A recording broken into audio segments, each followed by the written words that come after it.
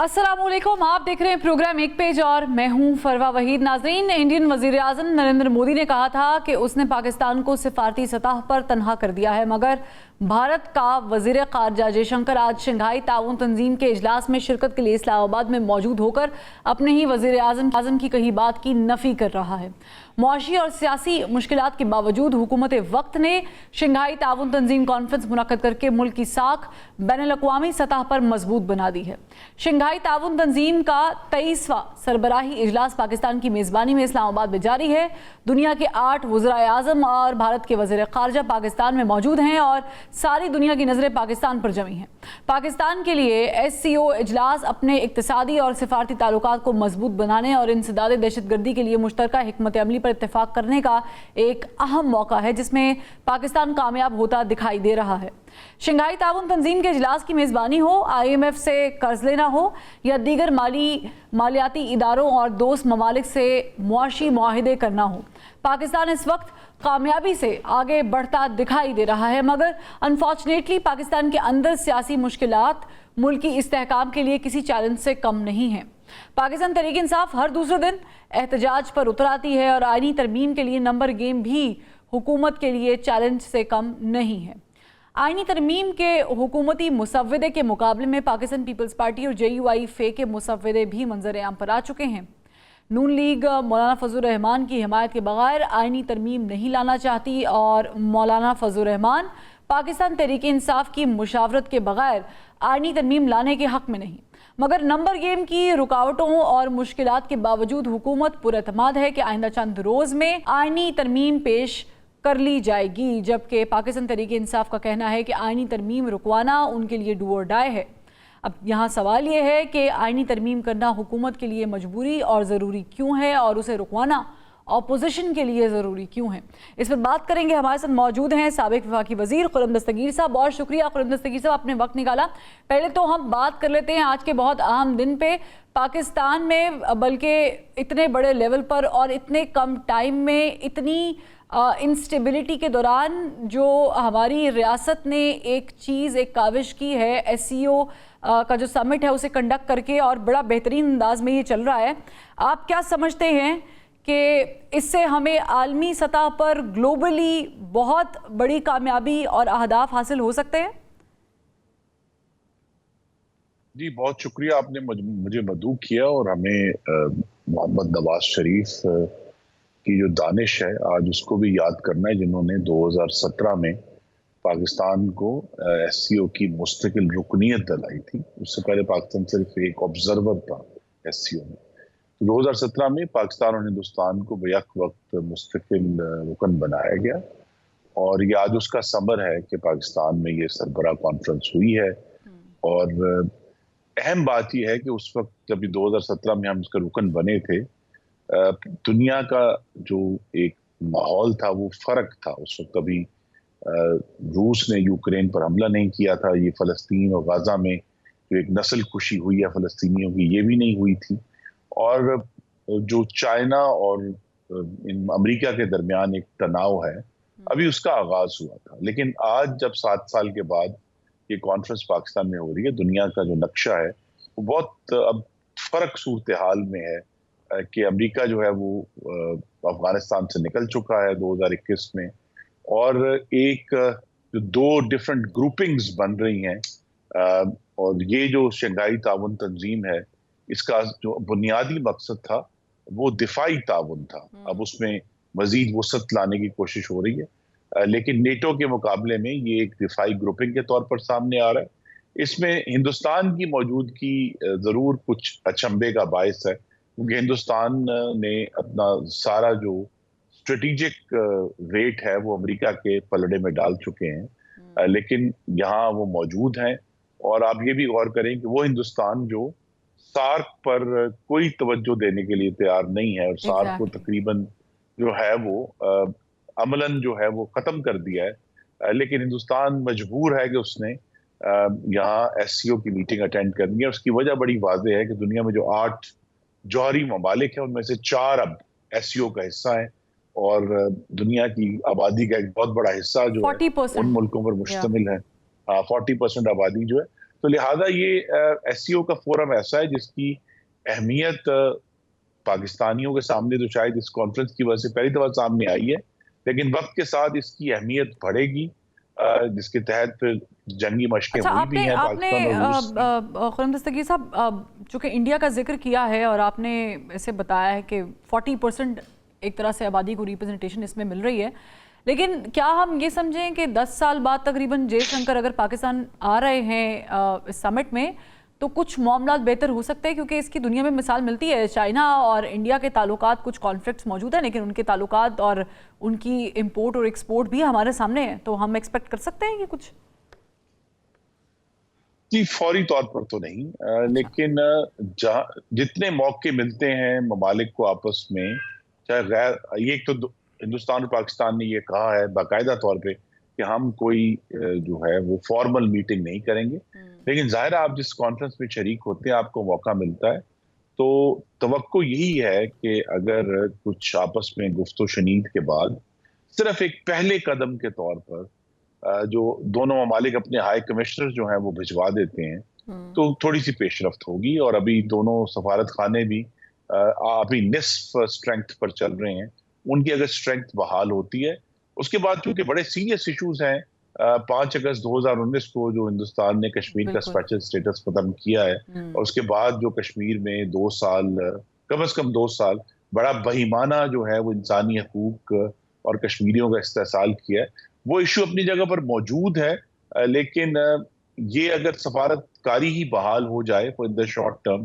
تو ایک بنیاد بن سکتی ہے۔ دوسرا جو ایک ماضی میں ٹرائی کیا گیا ہے جو طریقہ کار ہے کہ ایک بیک چینل بنایا جاتا ہے جس میں دونوں ممالک اپنے اپنے نمائندوں کا تعین کرتے ہیں، تو اگر ایک بیک چینل بھی بن جائے گا تو کچھ گفتگو کے آغاز میں آسانی ہوگی، لیکن اس میں ساری رکاوٹ جو ہے جو ہے وہ نریندر مودی کی گورنمنٹ کا پچھلے 10 سال سے ایک نہ ختم ہونے والا مخاصمانہ رویہ ہے، جس کی وجہ سے پاکستان نے بھی پیچھے ہٹ گیا ہے، اور اب یہ دنیا کو بھی اس پر دیکھنا ہے کہ اگر ایک جگہ پہ مستقل تو نہ ہوگا تو دونوں ممالک جو ہیں وہ جوہری پاورز ہیں، اور ان کا جو ان کے درمیان تناؤ کوئی دنیا کے امن کے لیے اچھا نہیں ہے، اور ہندوستان اور چائنا کا بھی جو 4 سال پہلے ایک سرحدی تنازع ہوا تھا، تو لہذا وہ ٹینشن تو ایک نیچے موجود ہے۔ SCO جس طرح میں نے کہا کہ ایک اپنی اہمیت پہلے سے زیادہ اختیار کر چکا ہے، اور آنے والے سالوں میں جو ایک مغربی نظام اور اس کے جو متبادل نظام بنے گا، چاہے وہ دفاعی لحاظ سے یا اقتصادی لحاظ سے، اس میں SCO کا بڑا اہم کردار ہے، اور پاکستان کی جو اس وقت ہوسٹ کر رہا ہے تو اس سے پاکستان نے سمجھیں کہ ایک آرگنائزیشن کے آغاز پر اپنی اہمیت اور اپنی مرکزیت کو قائم کر دیا۔ ٹھیک، میں تھوڑا سے انٹرنل ایشوز کی طرف بھی آنا چاہوں گی۔ پاکستان تحریک انصاف نے جو مؤخر کیا ہے اپنا احتجاج، لیکن اس سے پہلے ایک چھوٹا سا سوال ہے، اس کو پلیز شارٹلی آنسر کیجیے گا کہ آپ نے بلاکس کا ذکر کیا، اور ایسے محسوس ہو رہا ہے کہ پاکستان از اسٹک ان بٹوین 2 بلاکس، اور ظاہر ہے کہ چائنا اور رشیا کی طرف ہم جانا بھی چاہ رہے ہیں، سی پیک کا معاملہ بھی ہے، لیکن ہم امریکہ اینڈ کمپنی کو بھی اس طریقے سے بائے بائے نہیں بول سکتے، تو پاکستان اس میں کیا کردار ادا کر سکتا ہے؟ جی پاکستان کی سفارتکاری کے لیے یہ بہت بڑا چیلنج ہے کہ پاکستان جو اسے ہم کہتے ہیں زیرو سم ٹریپ میں نہ پھنسے، کہ جی ہم صرف ایک ہی سائڈ پر جا سکتے ہیں۔ پاکستان کے مغربی دنیا سے بھی بہت دیرینہ تعلقات ہیں، اور اس میں صرف امریکہ نہیں ہے، یورپ سے بھی بڑے اچھے تعلقات ہیں، اور یورپ نے ابھی 2 سال پہلے پاکستان کی جو تجارتی برات تھیں ان کو ایکسٹینڈ کیا ہے، تو یورپ سے بھی بہت اچھے تعلقات ہیں۔ اسی کو بنیاد بنا کے ہمیں یہ ضرور دیکھنا ہے کہ پاکستان کا جو شاید عارضی طور پر جو معاشی ایشو ہے وہ تو مغرب سے ریلیٹڈ ہے IMF کی وجہ سے، لیکن لانگ ٹرم جتنی بھی انڈیکیشن ہے کہ ہمارا جو مستقبل ہے وہ چائنا کے ساتھ ہے، لہذا یہ ایک پاکستان کی سفارتکاری کا امتحان ہوگا کہ ہم جو ہیں وہ جو پاکستان کی اندرونی سیاست میں خارجہ تعلقات کو بطور ایندھن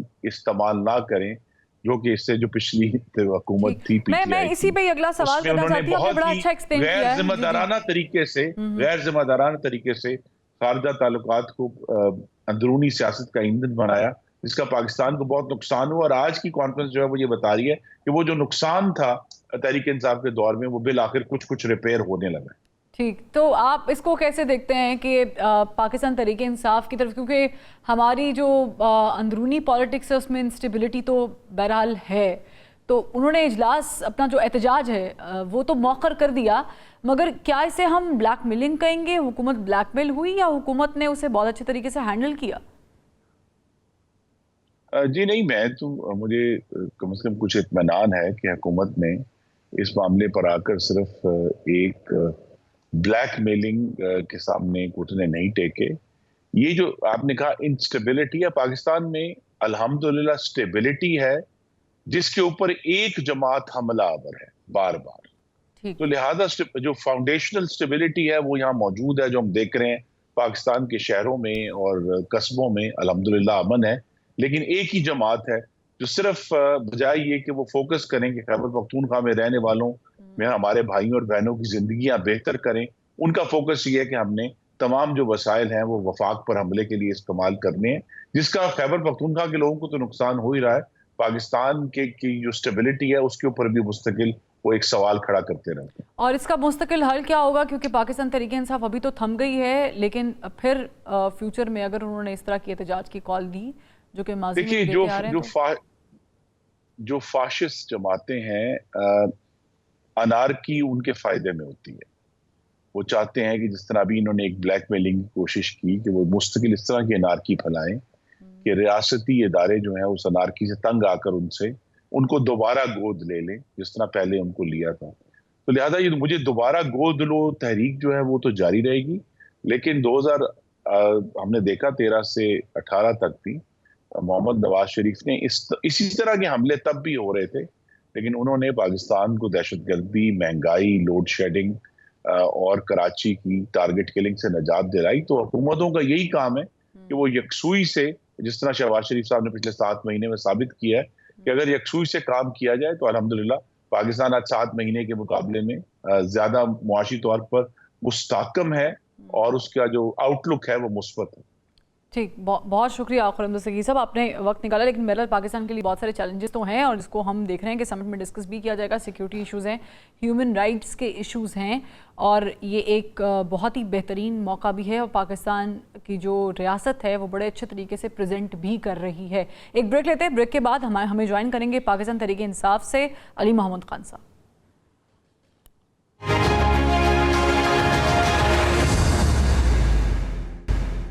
वेलकम बैक। ब्रेक के बाद हमें ज्वाइन किया है पाकिस्तान तहरीक इंसाफ के सीनियर रहनुमा और farmer state minister Ali Mohammad Khan साहब ने। खान साहब, बहुत शुक्रिया, आपने वक्त निकाला। मुझे ये बताइएगा कि आज आप थोड़ा बहुत अप्रिशिएट करना चाहेंगे हुकूमत को, क्योंकि बहुत बड़ा काम बिलाखिर हुकूमत ने किया है एससीओ समिट को हैंडल करके। जी बहुत शुक्रिया।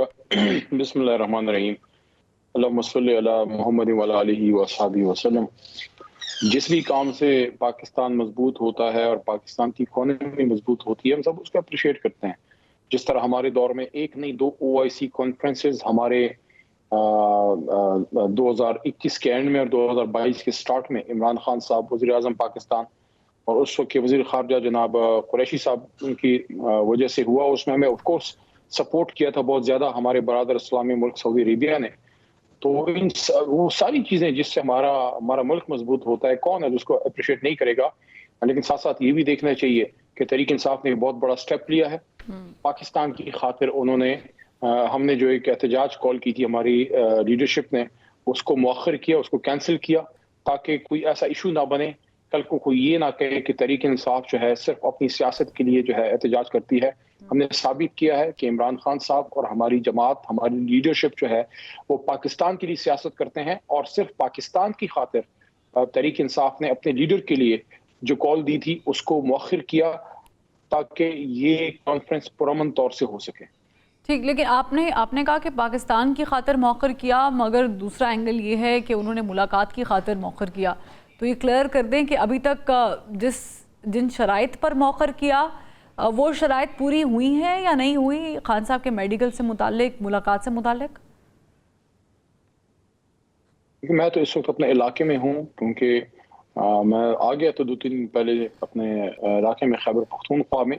बैरिस्टर गौहर साहब डायरेक्टली इन टच हैं डॉक्टर साहब से या जो भी वहाँ मामला है, اس کے بارے میں میرے پاس ایگزیکٹ انفارمیشن نہیں ہے، لیکن سننے میں آیا ہے کہ ڈاکٹر عاصم یوسف وہاں گئے تھے. اب اس کے بعد ان کی ملاقات کرائی گئی یا نہیں کرائی گئی، اس پہ بیرسٹر گوہر صاحب چونکہ رابطے میں ان کے پاس انفارمیشن ہوگی. اچھا، آپ لوگوں نے خیر یہ کیپٹل کا جو احتجاج ہے وہ تو آپ نے موخر کیا ہے، کیا آپ لوگوں نے باقی جگہوں پر احتجاج بھی موخر کیے ہیں یا وہاں پر پلان ویسے ہی چل رہا ہے؟ میری معلومات کے مطابق تو آج کہیں کسی جگہ ہم نے نہیں، آج نہیں، لیکن ایک دو دنوں میں، کیونکہ ایس سی او ختم ہو جائے گا کل اور پھر پرسوں سے ظاہر ہے کہ حکومت بھی تیاری کرے گی آئینی ترمیم لانے کی. دیکھیے بیسیکلی تو اگر آپ تھوڑا سا پیچھے جائیں، ہفتہ ڈیڑھ ہفتہ پیچھے چلی جائیں، تو ہمارا مین احتجاج جو ہے وہ 4 اکتوبر کو تھا، اور اس کے بعد تو احتجاج کا کوئی پلان نہیں تھا. لیکن جب 3 اکتوبر سے لے کے آج کی تاریخ تک جب آپ سے میں بات کر رہا ہوں، ہماری جماعت کی لیڈرشپ سے، ہمارے وکلاء حضرات سے اور ان کے فیملی ممبرز سے کوئی رابطہ خان صاحب کو انہوں نے کاٹ دیا، بلکہ ان کی دونوں بہنوں کو بھی اریسٹ کر لیا، عظمیٰ بی بی کو بھی اور ساتھ میں علیمہ آپا کو بھی، اور نورین باجی جو خان صاحب کی سسٹر ہیں کی درخواست اسلام آباد ہائی کورٹ میں ہمارے وکیل جناب اور سیکرٹری جنرل بھی ہیں سلمان راجہ صاحب نے پیش کی وہاں، اور میں وہاں موجود تھا، ان کے ساتھ ہی تھا. آپا نے یہی، ان کی وکیل نے ان کو یہی استدعا کی جج صاحب کو کہ وہ نان پولیٹیکل ہے، سب کو پتہ ہے نورین آپا نان پولیٹیکل ہیں، اور وہ جا کے اپنے بھائی کی خیریت دریافت کرنا چاہتی ہیں. انہیں کون سی سیاست کرنی ہے آپا نے، اور یہ ریکویسٹ تھی کہ ساتھ میں ایک ڈاکٹر ضرور ہو تاکہ ڈاکٹر خان صاحب کا چیک اپ کر لے. آج بھی ہماری ڈیمانڈ یہی تھی، اور یہ کوئی ایسا بہت بڑا مطالبہ تو نہیں ہے. اپنے لیڈرشپ کی خیریت دریافت کرنا کیوں ان کا جو ہے وہ رابطہ کاٹا گیا؟ ادروائز ہمارا تو شاید 15 کو کوئی احتجاج کی کال ہی نہ ہوتی اگر خان صاحب سے رابطہ نہ کاٹا جاتا. اب یہ ایس سی او اللہ کرے خیر سے کل کنکلوڈ ہو، اس کے بعد اگر کوئی احتجاج کرنا ہے، کوئی کال دینی ہے، پارٹی لیڈرشپ اس پہ بیٹھے گی. ہوپ فلی خان صاحب سے ملاقات ہو جائے گی. 19 تاریخ کو خان صاحب کی پیشی ہے، وہ کیسز جو ہیں ریزیوم ہو رہے ہیں، القادر وغیرہ، توشہ خانہ، جو بھی سارے کیسز ہیں، اس میں امید ہے کہ ہمارے وکلاء حضرات اور ہماری لیڈرشپ اور فیملی ممبرز ان کی عمران خان صاحب سے ملاقات ہو جائے گی. اگر پھر کوئی یہ رکھنا ڈالتے ہیں پھر تو تحریک انصاف کے پاس کوئی آپشن نہیں ہوگا نا، پھر تو ہم نے لیکن خان صاحب correct me if I am wrong, correct me please, Khan صاحب نے تو پورے ملک میں احتجاج کی کال دی تھی. اسلام آباد تو ظاہر ہے کہ ایک اسپیسیفکلی بتایا گیا تھا کہ ہم احتجاج کریں گے، وہ آپ لوگوں نے موخر کر دیا، لیکن آپ لوگوں نے باقی جگہوں پر پلان کیوں پھر موخر کر دیا؟ دیکھیں جہاں تک ان دنوں کا تعلق ہے، ظاہر ہے مین احتجاج تو ڈی چوک پہ ہی تھا. اگر وہ مؤخر ہوا ہے کیونکہ ان دنوں میں جب ایس سی او کانفرنس ہو رہی ہے، ہماری لیڈرشپ نے اس پہ سوچا اور فیصلہ کیا ہے کہ ان دنوں میں جب ورلڈ لیڈرز تمام دنیا سے مین لیڈرشپ آئے ہیں، رشینز پیوٹن صاحب یا چائنیز پرائم منسٹر صاحب یا محمد بن سلمان صاحب سعودی عربیہ سے لیڈرشپ ان کی، باقی اسلامی ممالک یا دوست برادر اسلامی ممالک یا دوست ممالک، روایتی حریف ہندوستان کے بھی وزیر خارجہ صاحب، تو ان سارے حالات میں تحریک انصاف کو مناسب نہیں جانا کہ ہم کہیں سے بھی کوئی ایسا امپریشن دیں کہ ہم خدا نخواستہ حالات خراب کر رہے ہیں. تو جیسی ایس سی او کانفرنس ختم ہوتی ہے اس کے بعد لیڈرشپ بیٹھے گی، ظاہر خان صاحب سے بھی ملاقات ہوگی، پھر جو خان صاحب لائے عمل دیں گے اس پہ پارٹی پھر عمل کرے گی. اچھا، یہ آپ لوگوں نے رام کیسے کیے؟ کیونکہ آپ لوگوں کی جماعت کے اندر 2 گروپس بہت واضح طور پہ میڈیا میں پہ بھی تھے اور آپس میں بھی شاید یہ چل رہی ہوگی رفت، کیونکہ حماد حضرت صاحب نے کہا تھا کہ جو نہیں آئے گا ڈی چوک اسے پارٹی کی رکنیت سے فارغ کر دیا جائے گا، ختم کر دیا جائے گا، اور دوسری طرف بیرسٹر گوہر صاحب بھی اس حق میں نہیں تھے، اور پھر بالآخر آپ لوگوں نے موخر کر لیا. لیکن ایک گروپ نے دوسرے گروپ کو رام کس چیز پر کیا؟ کیونکہ لگ ایسا رہا تھا کہ یہ ہو نہیں سکتا پاسبل. نہیں، یہ گروپ کا تو لفظ ہی غلط ہے. دیکھیں کسی بھی زندہ جماعت، میں مردہ لوگوں کی جماعت نہیں کہہ رہا، مردہ مطلب سیاسی طور پہ جو مردہ ہیں، جس میں سیٹ سٹینڈ ہوتی ہے، بیٹھو سارے بیٹھ جاتے ہیں، کھڑے ہو جاؤ سارے کھڑے ہو جاتے ہیں، چھوٹے سے بچے کے پیچھے 70 سال کی عمر کے بزرگ کھڑے ہوتے ہیں. تو وہ میں ان جماعتوں کی بات نہیں کر رہا، میں تحریک انصاف کی بات کر رہا ہوں جس میں ہیلدی ڈیبیٹ ہوتی ہے. اگر کسی چیز پہ ڈفرینس آف اوپینین آتا ہے وہ گروپ کا، تو اس کا مقصد نہیں ہے، اس کا مطلب یہ تو نہیں ہے کہ اگر خدا نخواستہ کسی چیز پہ علی کا موقف ایک ہے اور کسی اور شخص کا دوسرا ہے تو وہ دوسرا میرا دشمن ہو گیا. نو، اس کا مطلب ہے کہ ہماری جماعت ایک زندہ جاوید جماعت ہے جس میں ڈفرینس آف اوپینین ہوتا ہے اور اس کے بعد فیصلہ ہوتا ہے. ایسا تو ملک کی ہر جماعت میں ہونا چاہیے.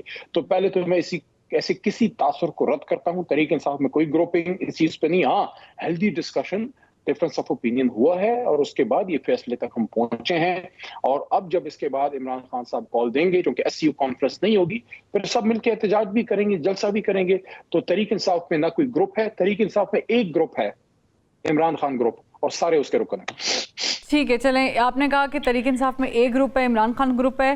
اب اگر آپ کے اپنے لوگ, آپ کہہ رہے ہیں گروپنگ نہیں ہے, اور کل تک کے جو بیانات اگر میں نکالنے بیٹھوں تو بہت سارے یہ بات کرتے ہیں اختلاف رائے بہت زیادہ ہے, بالکل ایک رائے کچھ اور ہے, ایک دوسری رائے فرق ہے, تو اس پر بھی پھر بات ہو سکتی ہے. لیکن خان صاحب ساتھ رہیے گا, کیونکہ حکومت جو ہے وہ آئینی ترمیمی پیکج لانے کی تیاری بھی پکڑ چکی ہے رائٹ آفٹر SCO سمٹ. اس کے بعد ایکسپیکٹڈ ہے کہ گورنمنٹ جو ہے اس کو ٹیبل کر دے گی, تو اس پہ آپ کی رائے جانیں گے. لیکن ایک بریک کا کہا جا رہا ہے, بریک لیتے پھر واپس آتے ہیں.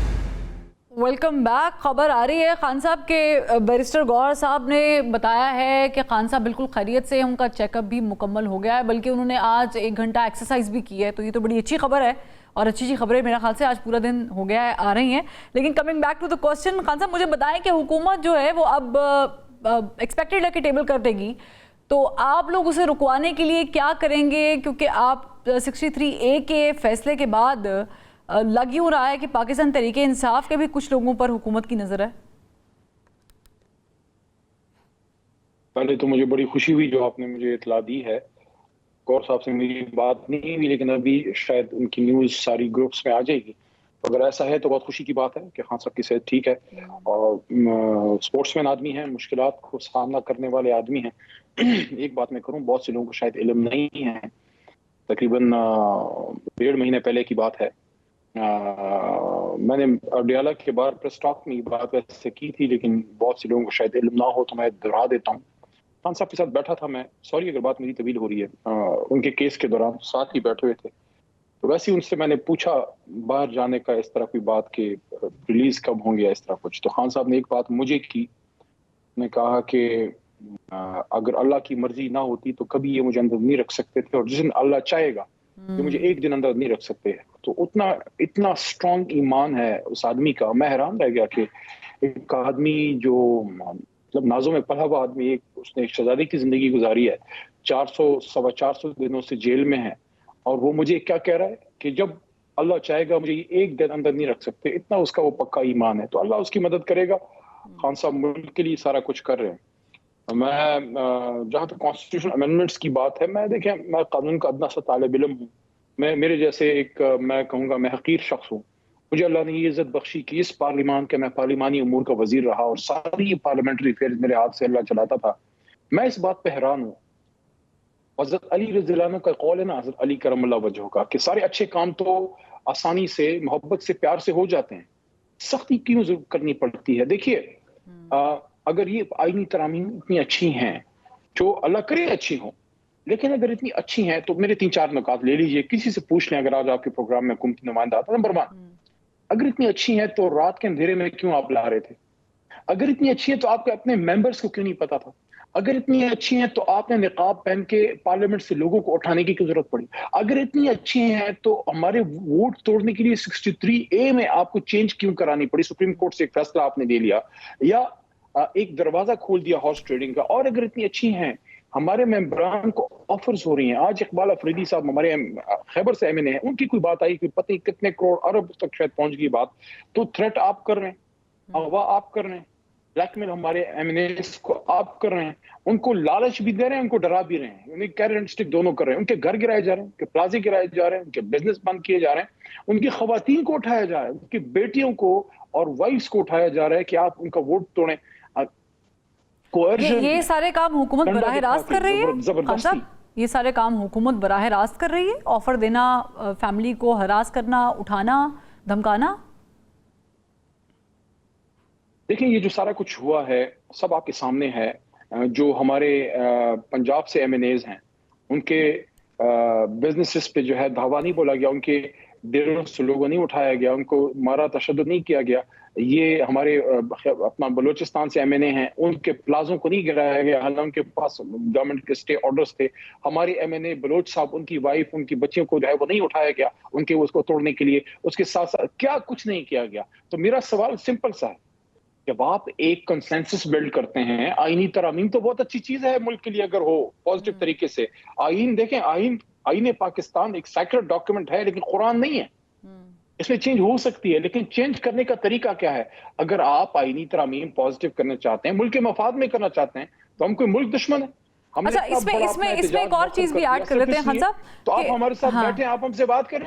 ٹھیک، لیکن آپ اس وقت اپوزیشن میں ہیں، آپ اس وقت اپوزیشن میں ہیں، حکومت کی طرف سے یہ ترمیم آ رہی ہیں، امینڈمنٹس آ رہی ہیں، اور اس میں مولانا فضل الرحمان صاحب کا رول بڑا امپورٹنٹ ہے. اب آپ سے اگر میں پوچھوں کہ مولانا فضل الرحمان صاحب کو کچھ چیزوں پر تو حکومت کی طرف سے جو چیزیں ہیں ان پہ اعتراض ضرور ہے، آپ کتنے کانفیڈنٹ ہیں کہ مولانا فضل الرحمان اب کی بار پاکستان تحریک انصاف کے ساتھ ہی موجود رہیں گے اسی پلیٹ فارم پہ، اور حکومت کی طرف جھکاؤ نہیں کریں گے اس امینڈمنٹ کے دوران؟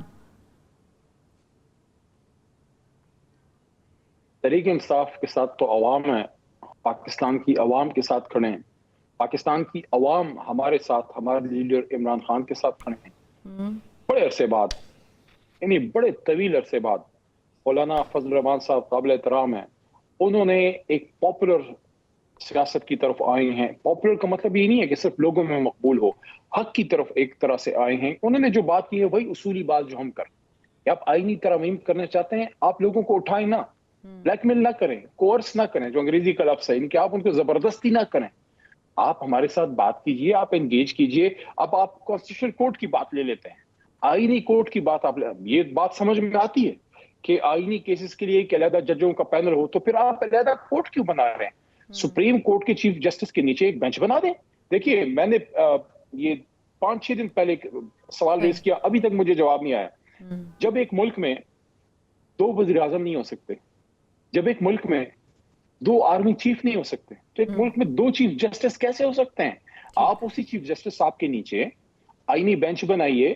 اور اگر آپ سمجھتے ہیں کہ، اور بالکل ہیں زیادہ کیسز، سول کرمنل کیسز بہت زیادہ ہیں، آپ 5-6 ججز کا اضافہ کر لیں، لیکن سپریم کورٹ کی ہائرارکی کو نہ چھیڑیں، اس کے اسٹرینتھ کو کم نہ کریں، ڈائلیوٹ نہ کریں. اصل میں دیکھیے، مسئلہ آئینی ترامیم کا کانسٹیٹیوشن کورٹ کا نہیں ہے. مسئلہ یہ ہے کہ کانسٹیٹیوشن کورٹ بنائی جائے تاکہ سپریم کورٹ کی طاقت کو کم کیا جائے، ڈائلیوٹ کیا جائے. یہ بڑا اہم پوائنٹ ہے، اور یہ ایگزیکٹلی یہ بڑا ڈیبیٹیبل پوائنٹ ہے، اور آپ نے یہ بڑا ویلڈ پوائنٹ ریز کیا. خان صاحب، وقت کی کمی کی وجہ سے آپ کا شکریہ ادا کرنا پڑ رہا ہے، لیکن جنون چیز یہی ہے کہ حکومت اگر بہت ساری چیزیں جلدی میں کرنا چاہ رہی ہے اور اس امینڈمنٹ کے پیکج کو لے کر آنا چاہ رہی ہے، تو کیا یہ امینڈمنٹس جو کی جا رہی ہیں، کل کو ایسا تو نہیں ہوگا کہ یہ جب اپوزیشن میں جائیں گے تو بولیں گے کہ جیسے یہ 19ویں ترمیم کے بارے میں کہتے ہیں کہ نہیں، وہ ہماری غلطی تھی. تو سوچ سمجھ کے کرنے کی بڑی ضرورت ہے. بہرحال آج اور کل کا دن بڑا اہم ہے. ایک بریک لیتے ہیں، بریک سے جب واپس آئیں گے تو نیئر بخاری صاحب سے گفتگو کریں گے. ہمارے ساتھ رہیے گا. Welcome back. بریک کے بعد ہمیں جوائن کیا ہے پاکستان پیپلز پارٹی کے سینئر رہنما اور سابق چیئرمین سینٹ نیئر بخاری صاحب نے. بخاری صاحب، بہت شکریہ، آپ نے وقت نکالا. ہم نے دیکھا جب بلاول بھٹو زرداری صاحب وزارت خارجہ سنبھالے ہوئے تھے اور ایس سی او کا جو سمٹ ہے وہ ہوا تھا، اور جے شنکر کا جو ظاہر ہے کہ ایک سفارتی آداب ہوتے ہیں اور اس پہ وہ نمسکار کا کافی باعث وہ ایشو بنا تھا، لیکن آج ہم انتظار کر رہے تھے کہ ایک ہینڈ شیک ہونا چاہیے، اور وہ ہینڈ شیک ان بٹوین وزیر اعظم پاکستان اینڈ جے شنکر ہو گیا. آپ اس کو کیسے دیکھ رہے ہیں؟ Should we celebrate this? It's not a matter of celebration. بات یہ ہے کہ شنگھائی کوآپریشن آرگنائزیشن کے وہ بھی ممبر ہیں، ہم بھی ممبر ہیں، اور اس میں کچھ آبزرورز بھی ہیں.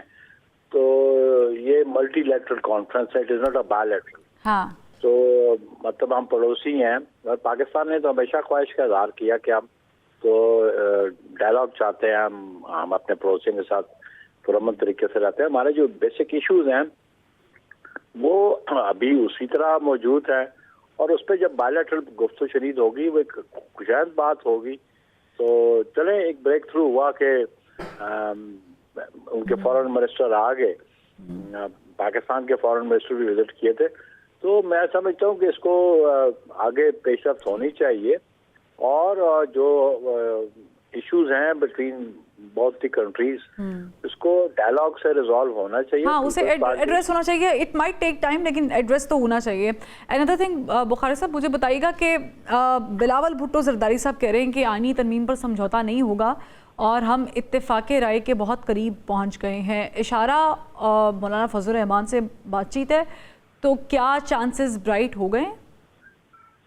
देखिए जी, हमारा एक मौक़िफ़ था, पाकिस्तान पीपल्स पार्टी ने अपना मौक़िफ़ दिया फेडरल कॉन्स्टिट्यूशन कोर्ट पे, और उस पे डिस्कशन रही और उस पे डेलिब्रेशन भी रही कमेटीज़ में. और मैं समझता हूँ कि मेजॉरिटी दी पॉलिटिकल पार्टीज उनमें कंसेंसस डेवलप हो रहा है, और उससे पहले कुछ स्पेकुलेट करना मुनासिब बात नहीं होगी आइदर वे भी. तो होपफुली चेयरमैन बिलावल अगर होपफुल हैं तो हम समझते हैं कि एक पॉलिटिकल पार्टी को हेड करते हैं और एक जिम्मेदार पॉलिटिशियन है.